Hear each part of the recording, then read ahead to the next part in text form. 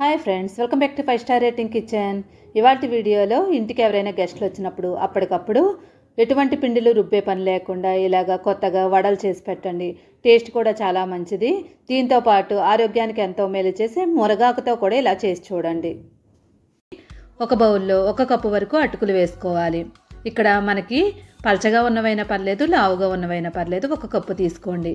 వీటిని శుభ్రంగా 2-3 సార్లు మట్టిపోయే వరకు క్లీన్ చేసేసుకోండి.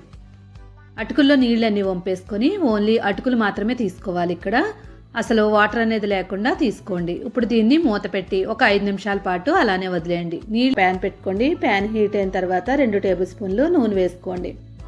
నూనె వేడైన తర్వాత 1 టేబుల్ స్పూన్ పచ్చిశనగపప్పు వేసుకోండి. పచ్చిశనగపప్పుని 1 నిమిషం పాటు అలా వేయించేసుకోండి. అవి వేగిన తర్వాత ధనియాలు 2 టేబుల్ స్పూన్, జీలకర్ర 1 టేబుల్ స్పూన్. ఇప్పుడు ఈ ధనియాలని జీలకర్రని కూడా ఒక 2 నిమిషాల పాటు వేయించేసుకోండి. దీనిలో మనం 10 నుండి 12 ఎండుమిరపకాయలు వేసుకోవాలి. ఇక్కడ నేను 10 తీసుకుంటున్నాను. మీకు కావాలనుకుంటే కారం ఎక్కువ తినేవాళ్ళు ఉంటే ఒక 12 వేసుకోవచ్చు. ఇప్పుడు ఈ ఎండుమిరపకాయలను కూడా కొంచెం దోరగా వేయించుకోండి. నల్లగా అయ్యే వరకు ఉంచుకోకుండా ఈ కలర్ వచ్చిన వెంటనే తీసేయండి. నల్లగా అయినట్లయితే మనకి మాడు వాసన వచ్చేస్తుంది. ఇప్పుడు వీటినన్నింటినీ ఒక ప్లేట్లోకి తీసుకొని పక్కన పెట్టుకోండి. ఇప్పుడు అదే ప్యాన్లో 1 టేబుల్ స్పూన్ ఆయిల్ వేసుకోండి. ఆయిల్ వేడైన తర్వాత 5 ఎల్లుల్లిపాయ రెమ్మల్ని తొక్క తీసుకొని వేసుకొని వేయించుకోండి. ఎల్లుల్లిపాయలు 1 నిమిషం పాటు వేయించుకున్న తర్వాత దీనిలో 2 మీడియం సైజు ఉల్లిపాయలు తీసుకొని సన్నగా పొడవుగా కట్ చేసుకొని వేసుకోండి. ఉల్లిపాయలని బాగా కలిపేసుకోండి. నెక్స్ట్ దీనిలో 2 టమాటాలని ముక్కలుగా కట్ చేసుకొని వేసుకోండి. ఇక్కడ మనం ఏ సైజులో అయినా కట్ చేసుకోవచ్చు, చిన్నవి అని ఏం లేదు. మనం వేయించుకుంటాం కాబట్టి ఏ సైజులో అయినా పర్వాలేదు.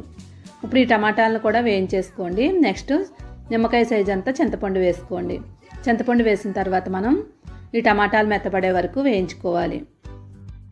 ఈ టమాటాలు ఉల్లిపాయలు మరీ ఎక్కువ వేయించిన అవసరం లేదు. లైట్గా కొంచెం టమాటాలో నుంచి కొంచెం నీరు పోయే వరకు వేయించుకొని ప్లేట్లోకి తీసేసుకోండి. ఇప్పుడు వీటిని చల్లారనివ్వండి. నెక్స్ట్ అదే ప్యాన్లో 1 టేబుల్ స్పూన్ ఆయిల్ వేసుకోండి. మునగాకు తీసుకొని శుభ్రంగా దాని రేకలన్నీ తీసేసుకొని శుభ్రంగా క్లీన్ చేసుకోండి. ఇది బాగా నీళ్ళల్లో కడిగేసుకొని అప్పుడు పొయ్యి మీద వేసేసుకోండి. గట్టిగా నీళ్ళన్నీ పిండేసి ప్యాన్లో వేసుకొని వేయించుకోవాలి. మరీ ఎక్కువ మునగాకు వేసేసుకోకుండా మనం తడిపిన తర్వాత ఒక పిడికుడు ఉండేలాగా వేసుకోండి. మరీ ఎక్కువ తీసుకున్నట్లయితే మోతాదు ఎక్కువైపోయి వేడి చేస్తుంది. కాబట్టి మునగాకు ఎప్పుడైనా కానీ వేడి చేస్తుంది. మునగాకు తిన్న రోజున మనం మజ్జిగ కానీ ఏదైనా తీసుకోవాలి. ఇప్పుడు ఈ కలర్ వచ్చిన తర్వాత స్టవ్ ఆఫ్ చేసుకొని దీన్ని చల్లారనివ్వండి. ఇప్పుడు చల్లారేలోపు ఒక మిక్సీ గిన్నె తీసుకోండి. దానిలో ఆల్రెడీ మనం ధనియాలు ఎండుమిరపకాయలు వేయించుకున్నాం కదా, వాటిని మిక్సీలో వేసుకొని బరకగా ఒకసారి పల్సిచ్చుకోండి. మరీ ఎక్కువ మెత్తగా చేసుకోకుండా కొంచెం మనకి గింజలుగా ఉండేలాగా మిక్సీ చేసుకోవాలి. మళ్ళీ రోల్ ఉన్నట్లయితే రోల్లో దంచేసుకోండి. నెక్స్ట్ మనం టమాటాలు ఉల్లిపాయలని వేసి మిక్సీ చేసుకోవాలి. ఇవి కూడా మరీ మెత్తగా కాకుండా కొంచెం ఒకసారి మిక్సీ చేసుకోండి. ఇవి మిక్సీ చేసుకున్న తర్వాత మనం మునగాకు వేయించుకున్నాం కదా, దాన్ని కూడా దీనిలో వేసేసుకోండి. మునగాకు వేసిన తర్వాత మనం నీళ్ళు అసలు యాడ్ చేయని అవసరం లేదు. నీళ్ళు వేసుకున్నట్లయితే మనకి పచ్చడి పాడైపోద్ది. ఇది కనీసం మనకి 1 రోజుల పాటు నిల్వ ఉంటుంది. కాబట్టి మనం నీళ్లు వేసుకోకుండానే మిక్సీ చేసుకోవాలి. మిక్సీ చేసుకున్న తర్వాత చూడండి, మనకి మునగాకు వేసాక పేస్ట్ ఇలాగా మరీ మెత్తగా కాకుండా ఇలా ఉండేలా చూసుకోండి. నెక్స్ట్ పొయ్యి మీద ఒక ప్యాన్ పెట్టుకోండి. ప్యాన్ హీట్ అయిన తర్వాత 3 టేబుల్ స్పూన్ల వరకు ఆయిల్ వేసుకోండి. ఇక్కడ కావాలనుకుంటే నెయ్యి కూడా వేసుకోవచ్చు. ఆయిల్ బాగా హీట్ అయిన తర్వాత 6 వెల్లుల్లిపాయ రెమ్మల్ని తీసుకొని సన్నగా పొడవుగా కట్ చేసుకున్నవి వేసుకోండి. నెక్స్ట్ దీనిలో మనం జీలకర్ర 1 టేబుల్ స్పూన్, నెక్స్ట్ శనగపప్పు 1 టేబుల్ స్పూన్, మినపప్పు 1 టేబుల్ స్పూన్ ఇవన్నీ వేసిన తర్వాత పోపు దినుసులన్నీ వేసాక ఒకసారి బాగా కలిపేసుకోండి. మొత్తం మనకి ఎల్లుల్లిపాయ ఫ్లేవర్ అంతా దిగిన తర్వాత 2 కరివేపాకు రెమ్మలు తీసుకొని కరివేపాకు వేసుకోండి. నెక్స్ట్ ఒక ఎండుమిరపకాయ వేసుకోండి. ఎండుమిరపకాయ కూడా వేసిన తర్వాత ఒకసారి బాగా వేయించేసుకోండి. ఇవి వేగిన తర్వాత దీనిలో మనం 1/2 స్పూన్ వరకు పసుపు వేసుకోవాలి. పసుపు మనకి ఆరోగ్యానికి కూడా మంచిది, ఇంకా కలర్ కూడా చక్కగా కనిపిస్తుంది. పసుపు వేసిన తర్వాత ఒకసారి కలిపేసుకొని మనం ఆల్రెడీ మిక్సీ చేసుకున్న పచ్చడిని దీనిలో వేసేసుకోండి. ఈ పచ్చడి వేసిన తర్వాత 2 నుంచి 3 నిమిషాల పాటు బాగా వేయించేసుకోవాలి. ఇది ఎంత వేగితే అంత ఎక్కువ రోజులు మనకి నిల్వ ఉంటుంది. మొత్తం కలుపుకున్న తర్వాత దీనిలో రుచికి తగినట్లుగా సాల్ట్ వేసుకోండి. సాల్ట్ వేసిన తర్వాత మళ్ళీ 1 నుండి 2 నిమిషాల పాటు మళ్ళీ వేయించేసుకోండి.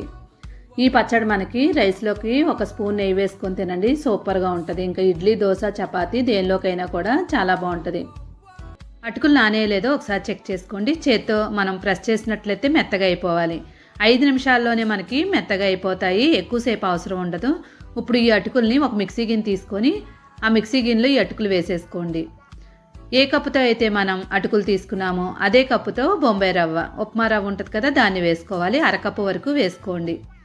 నెక్స్ట్ అదే కప్పుతో అరకప్పు వరకు పెరుగు వేసుకోవాలి. మనం కప్పు అటుకులు తీసుకున్నట్లయితే అరకప్పు ఉప్మా రవ్వ, అరకప్పు పెరుగు తీసుకోవాలి, ఎక్కువ తీసుకోకూడదు. ఇప్పుడు దీన్ని మిక్సీ చేసుకోండి.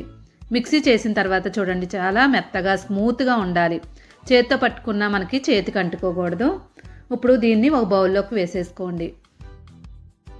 పెరుగు ఎక్కువ వేసుకున్నట్లయితే పలచగా అయిపోద్ది. మనం మిక్సీ చేసిన తర్వాత ఇలా గట్టిగా ఉండాలి. ఇప్పుడు దీనిలో మనం ఒక ఉల్లిపాయను తీసుకుని చిన్న చిన్న ముక్కలుగా కట్ చేసుకొని వేసుకోవాలి. నెక్స్ట్ మనం పచ్చిమిరపకాయలు ఒక 4 తీసుకొని చిన్న ముక్కలుగా కట్ చేసుకోండి. నెక్స్ట్ దీనిలో మనం కరివేపాకు చిన్న చిన్న ముక్కలుగా కట్ చేసుకుని వేసుకోండి. నెక్స్ట్ కొత్తిమీర కొంచెం, దీన్ని కూడా చిన్న చిన్న ముక్కలుగా కట్ చేసుకొని వేసుకోండి.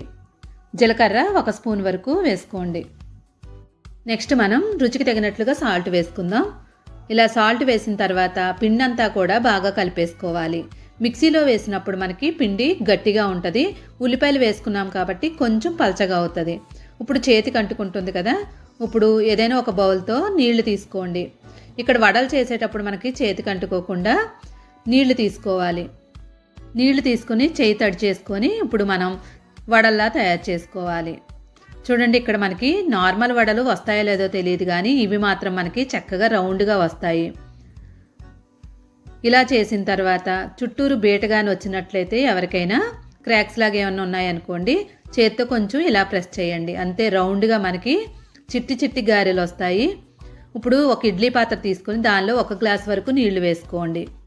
ఇక్కడ నేను వడల్ని ఆకులో పెట్టుకుంటున్నాను, ఎందుకంటే నాకు ఇడ్లీ పాత్రకి చిన్న చిన్న హోల్స్ ఉంటాయన్నమాట గిన్నెలకి, కాబట్టి నేను ఇలాగ ఆకులో పెట్టి వేసుకుంటున్నాను. మీ దగ్గర నార్మల్ ఇడ్లీ పాత్ర ఉంటే కనుక డైరెక్ట్గా పెట్టేసుకోవచ్చు. ఇప్పుడు ఈ గారెలన్నీ కూడా దీని మీద పెట్టేసుకోవాలి. ఇడ్లీ పాత్ర మీద ఈ రేకు పెట్టేసుకొని ఒక్కొక్క వడని పెట్టేసుకోండి. పిండి రుబ్బే పని లేదు. ఇంకా మనకి అప్పటికప్పుడు పిల్లల ఆకలన్నా కానీ ఇలాగా చక్కగా చేసి పెట్టచ్చు. టేస్ట్ కూడా చాలా బాగుంటుంది. అసలు మనకి వడల్లాగే అనిపిస్తుంది, అస్సలు మనకి డిఫరెంట్ అనేదే తెలియదు.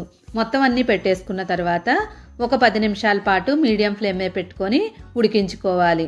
కంపల్సరీ 10 నిమిషాలు ఉంచుకోవాలి. ఈలోపు మిగిలిన పిండి ఉంది కదా, దాన్ని మనం ఫ్రై చేసుకున్నట్లయితే ఆయిల్లో వేసుకొని ఎలా ఉంటాయో చూద్దాం. ఇలాగా వడను తయారు చేసుకొని ఆయిల్ వేడైన తర్వాత ఒక్కొక్క వడని వేసేసుకోండి. ఇక్కడ నేను 1 కప్పు అటుకులు తీసుకున్నాను కదా, దానికి నాకు కనీసం 8 ఏమో ఆయిల్ లేనిది, 5 నార్మల్ ఆయిల్వి, మొత్తం మనకి 13 అయ్యాయి అన్నమాట వడలు. ఈ ఫ్రై అయ్యే వరకు వేయించేసుకోవాలి. ఇవి బాగా క్రిస్పీగా అయ్యే వరకు వేయించేసుకోండి. ఇవి బాగా ఫ్రై అయిన తర్వాత ఒక స్టైనర్లోకి తీసుకోండి. చూడండి, అసలు నార్మల్ వడ కూడా ఇలానే ఉంటుంది కదా, అస్సలు డిఫరెన్స్ అనేది తెలీదు. టేస్ట్లో కూడా చాలా అంటే చాలా బాగుంటుంది. ఇంకా అటుకులతో తయారు చేసాం కాబట్టి ఇంకా హెల్దీ అన్నమాట. ఇప్పుడు మొత్తం స్టైనర్లో వేసేసుకొని ఒక ప్లేట్లో వేసేసుకోండి. ఇప్పుడు ఇడ్లీ పాత్రలో ఉన్న గారెలు ఉడికే లేదో చెక్ చేసుకుందాం. చేత్తో పట్టుకుంటే కనుక చేతికి అంటుకోలేదు అంటే మనకి వడలు ఉడికిపోయినట్లే. ఇప్పుడు స్టవ్ ఆఫ్ చేసుకోండి. నెక్స్ట్ మనం ఆల్రెడీ డీప్ ఫ్రై చేసుకున్నాం కదా, ఈ వడల్ని ఒక ప్లేట్లో వేసుకోండి. లోపల మనకి ఉడికే లేదో చెక్ చేసుకుందాం. అసలు లోపల ఎలా ఉన్నదనేది చూద్దాం. ఆయిల్లో వేయించినప్పుడు మీడియం ఫ్లేమ్ మీద పెట్టుకొని వేయించండి, లేదంటే లోపల ఉడకదు. లోపల కట్ చేసినట్లయితే చూడండి, లోపలంతా కూడా చక్కగా వేగిపోయింది. చాలా టేస్టీగా ఉంటుంది. ఇంకా అటుకులతో చేసాం కాబట్టి ఆరోగ్యానికి కూడా చాలా మంచిది. ఈ చట్నీ లేకపోయినా ఇలానే తినేవచ్చు.